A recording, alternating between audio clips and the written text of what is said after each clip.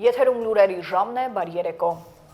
Եվ այսպես ազգային ժողովում դարձյալ թեժ է եղել արտահերթ նիստում խորհրդարանը երկրորդ եւ վերջնական ընթերցմամբ հաստատել է ընտրական օրենսգրքի փոփոխությունները։ Օրինագծին կողմ է քվեարկել 66 պատգամավոր, դե միայն 2-ը։ Առաջարկվող փոփոխությունները հիմնականում վերաբերում են դիտորդական առաքելություն իրականացնող կազմակերպությունների իրավունքներին, հավատարմագրման կարգերին, ֆինանսավորման բացահայտմանը, ինչպես նաեւ դիտորդների, ԶԼՄ ներկայացուցիչների եւ այցելուների վարքագծի սահմանափակումներին։ Հայաստան խմբակցության անունից ելույթ է ունեցել պատգամավոր Արծվիկ Մինասյանը։ Ըստ պատգամավորի նիստի մեկնարկից առաջ խորհրդի նիստի ժամանակ առաջարկել են հետաձգել նախագծի քննարկումը, բայց մերժվել են։ Պատգամավորը հայտարարել է, որ Հայաստան խմբակցությունը չի մասնակցելու քննարկմանը։ Նրանք լքել են դահլիճը։ Ազգային ժողովի նախագահն էլ անդրադարձել է ընդդիմության բացակայություններին։ Միջադեպին հաջորդել են սուր ելույթներ։ Պարոն Մինասյան, դուք դիտորդական կազմակերպություն ունեք։ Դուք ներկայացնում եք դիտորդական կազմակերպություն։ Որևէ դիտորդական կազմակերպություն ձեզ ներկայացնում է։ Չէ։ Այս հարցի ճիշտ պատասխանը պիտի լինի չէ։ Բայց ինչ խնդիր կա։ Ինչ խնդիր կա։ Քննարկում ենք բովանդակային հարց։ Եկեք մի տարի առաջ, կես տարի առաջ Ժմիգը սենց ասեց, Վենետիկի հանձնաժողովը նենց ասեց։ Եթե փոփոխությունը վատն է, եկեք ասեք վատ փոփոխություն է։ Թե լավն է, ասեք լավ փոփոխություն է։ Դուք այստեղ, այսինքն, իսկ եթե դուք ունեք դիտորդական կազմակերպություն կամ այդպիսի ներկայացող քաղաքական հասարակական կազմակերպություն, որը մտնում է ընտրատեղամասերում եւ քաղաքական քարոզչություն անում կամ խանգարում է կամ այսօր տենց էլ ասեք։ Եթե չէ, դուք քաղաքական ուժ եք, դուք ինչ գործ ունեք դիտորդական կազմակերպության տեղը խոսակ կամ նրանց ձայնը այստեղ բարձրացնեք։ Այսքան եթե ունեք, տենց էլ ասեք։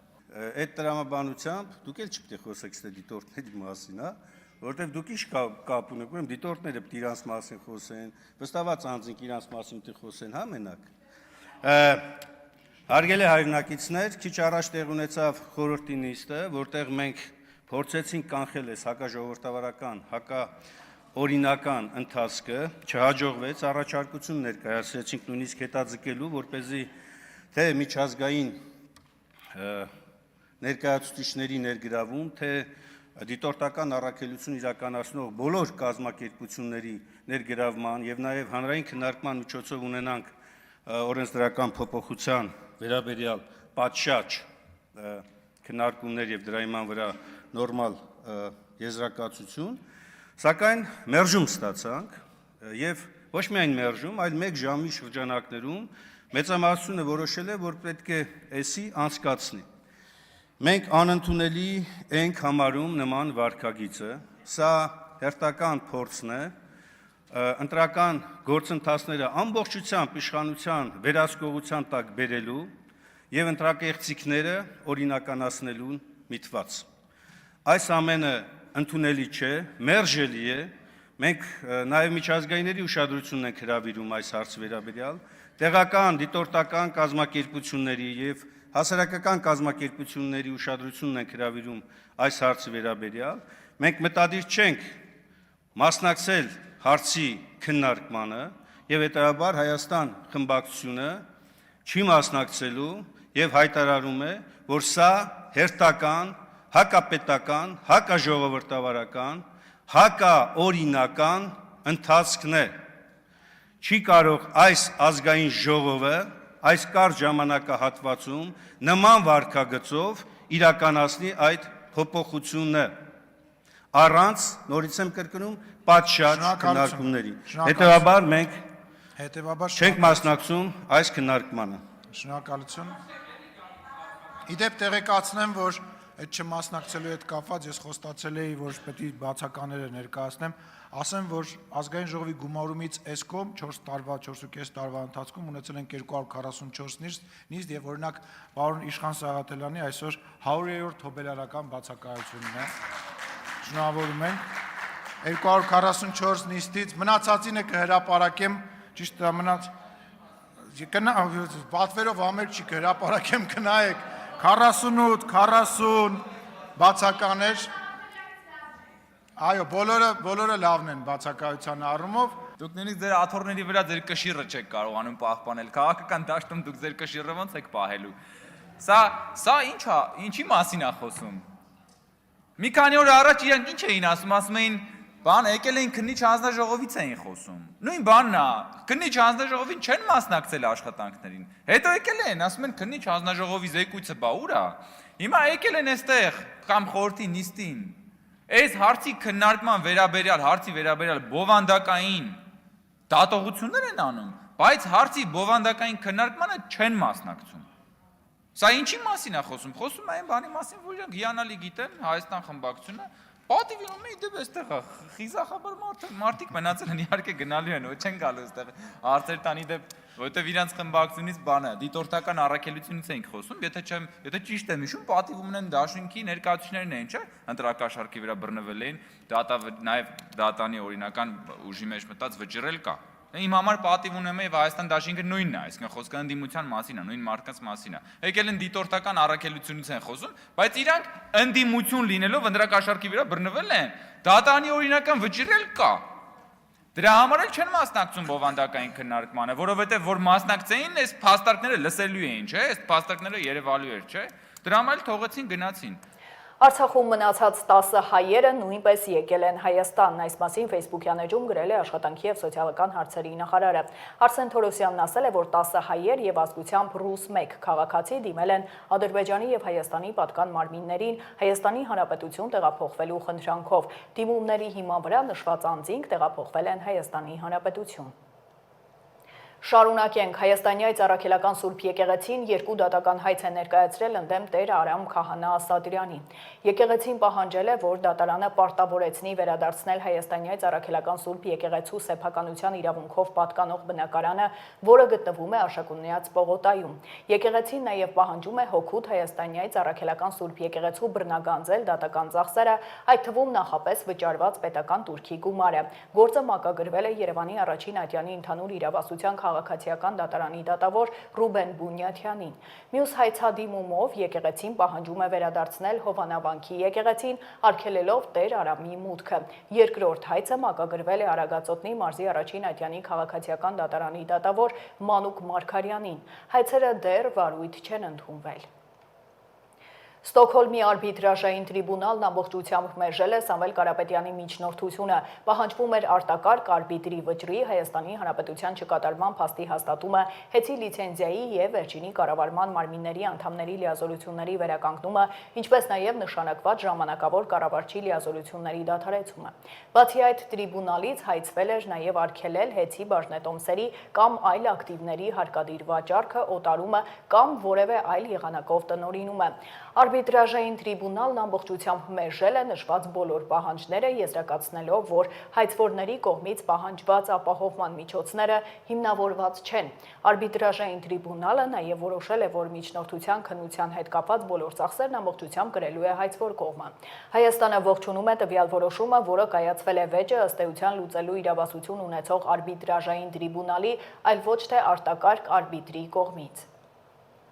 Էջմիածնի նախկին քաղաքապետ Դիանա Գրիգորյանի գործով նիստներ լրագրողների հարցերին չի պատասխանել, ասել է, որ խոստացած ասուլիսը կտա, եղանակային պայմաններն էլ այն չեն։ Հարցին ինչ նկատի ուներ, երբ ասում էր այս կրկեսին կանադառնանք, նա ասել է, որ անպայման կանադառնա, կտեսնի, ապա նստել է մեքենան եւ հեռացել։ Հիշեցնեմ, Դիանա Գասպարյանին մեղադրանքի առաջադրվել պաշտոնեական դիրքի չարաշահման եւ փողերի լվացման հատկանիշներով։ Քրեական վարույթի հիմք է հանդիսացել հետքի 2023-ի դեկտեմբերի 5-ի հրապարակումը Դիանա Գասպարյանի սկեսուրն Էջմիածնում ապօրինի շինարարություն է սկսել։ Շարունակենք, Դավոս կատարած կարճատև այցի ընթացքում նախօրեին վարչապետ Նիկոլ Փաշինյանը հանդիպել է միջազգային գործընկերների եւ տեխնոլոգիական ոլորտի ներկայացուցիչների հետ։ Հանդիպումների ընթացքում քննարկվել են բարձր տեխնոլոգիաների ոլորտում մեր երկրում զարգացումները, հնարավորությունները, ծրագրերի իրականացման հեռանկարները, ինչպես նաեւ Հայաստանի տնտեսական զարգացման առաջնահերթությունները, ներդրումային միջավայրի բարելավման ուղղությամբ իրականացվող բարեփոխումները։ Մարդու իրավունքների պաշտպանը նորակոչիկների իրավունքների վիճակի ուսումնասիրման նպատակով այցելել է ուսումնական զորամաս նորակոչիկների ծառայության ներգրավման սկզբնական պատրաստականության, նրանց նկատմամբ վերաբերմունքի, ծառայության պայմանների եւ իրավունքների վիճակի ուսումնասիրության նպատակով։ Անահիտ Մանասյանը գնահատում է այն փոփոխությունները, որոնք հանգեցրել են զինված ուժերում մարդու իրավունքներին վերաբերելի ոլորտային դրական դինամիկայի եւ ծառայության պայմանների զարգացման։ Այժմ առաջարկում եմ ծանոթանալ աշխարհում կատարվող իրադարձություններին։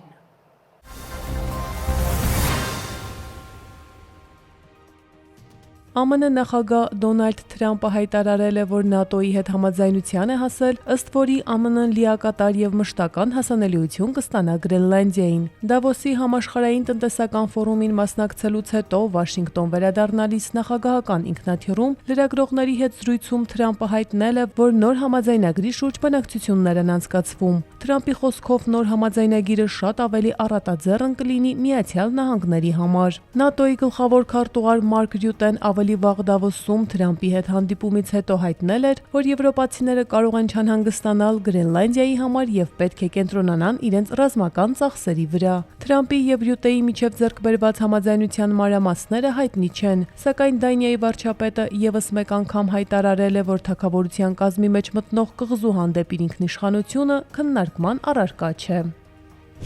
ԱՄՆ նախագահ Դոնալդ Թրամփը հայտարարել է, որ ակնկալում է, որ Չինաստանի նախագահ Սի Ցինփինը տարեվերջին կայցելի Միացյալ Նահանգներ։ Ես մեկնելու եմ ապրիլին, իսկ նա կգա տարեվերջին, եւ ես անհամբեր սպասում եմ նախագահ Սիին տեսնելուն, նշել է Թրամփը, ավելացնելով, որ նա հրաշալի մարդ է։ Թրամփը նաև նշել է նախկինում լարված հարաբերությունների մասին, սակայն հավելել է, որ հիմա դրանք հիանալի հարաբերություններ են։ Հոկտեմբերին Սի Ցինփինի հետ հեռախոսազրույցից հետո Թրամփը հայտնել էր, որ ընդունել է նրա հրավերը 2026 թվականի ապրիլին Չինաստան այցելելու համար։ Նա նշել էր, որ Չինաստանի առաջնորդը այնուհետև պետական այց կկատարի Միացյալ Նահանգներ։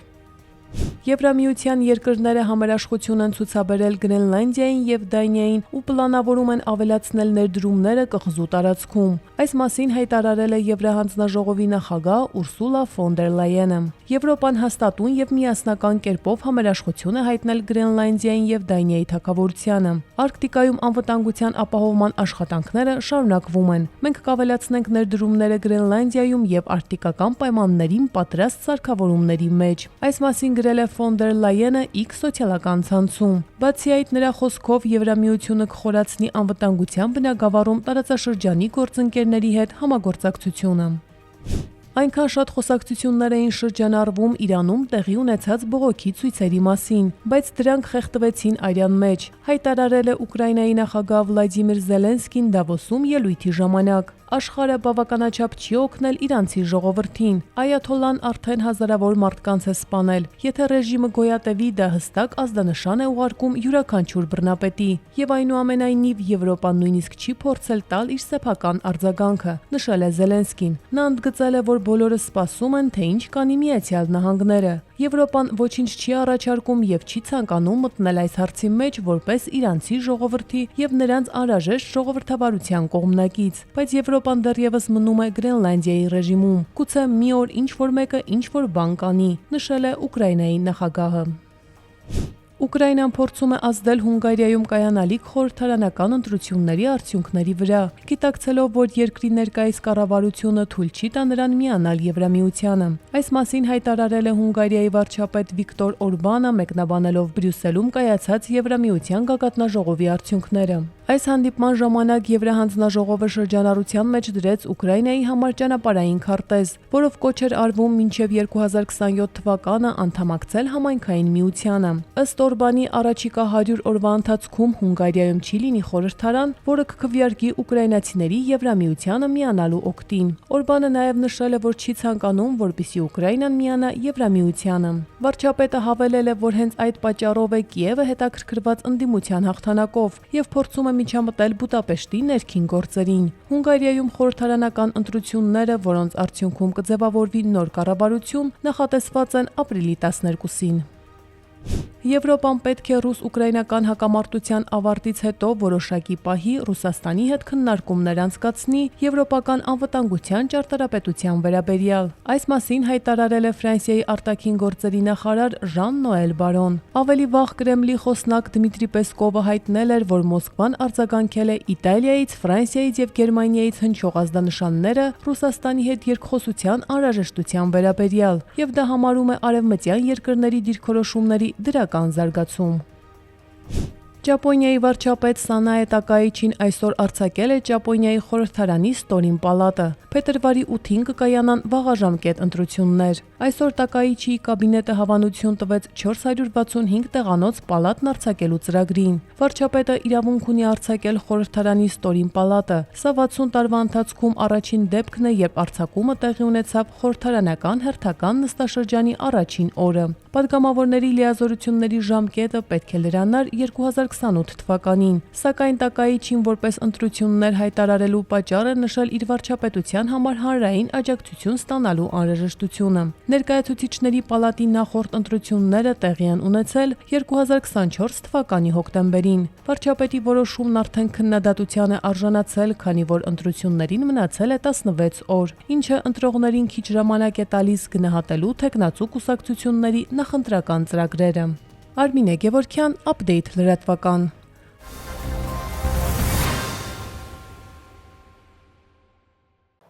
Շարունակենք հանրապետության մի շարք հատվածներում առատ ձյուն է ճանապարհների սպասարկման համար պատասխանատու կազմակերպությունները շարունակում են մաքրման եւ աղավազով մշակման աշխատանքները։ Վարորդներին հորդորում են լինել ուշադիր, պահպանել ճանապարհային երթևեկության կանոններն ու երթևեկել բացառապես ձմեռային անվադողերով։ Եղանակով պայմանավորված վթարների պակաս այսօր չի եղել, ողբերգական վթար է եղել Կոտայքի մարզում կամ 1 զոհ։ Ժամը 16-ի սահմաններում ներքին գործերի նախարարության ոստիկանության օպերատիվ կառավարման կենտրոն զանգահարած քաղաքացին հայտնել է, որ ջրվեժ գյուղում բախվել են Ֆորդն ու Կամազը, ինչի հետևանքով Ֆորդի վարորդը մահացել է։ Այս մասին տեղեկացնում են ոստիկանությունից, կազմված փաստաթղթերը փոխանցվել են տարածքային քննչական մարմին։ Եվ հունվարի 24-ին Արագածոտնի լեռնային շրջաններում Լոռու, Գեղարքունիքի, Սյունիքի առանձին հատվածներում կրկին սպասվում է քամուշ գնացում։ Վաղը տեղումներ չեն լինի, օդի ջերմաստիճանը կբարձրանա 3-ից 5 ինչ։ Այսքանը դուք դիտում եք Update լրատվականը, հիշեցնեմ վարքյանները անցվելուծությունն է, բաց չթողնեք, իսկ ես ձեզ հրաժեշտ եմ տալիս ու մաղթում հաճելի հանգստյան օրեր։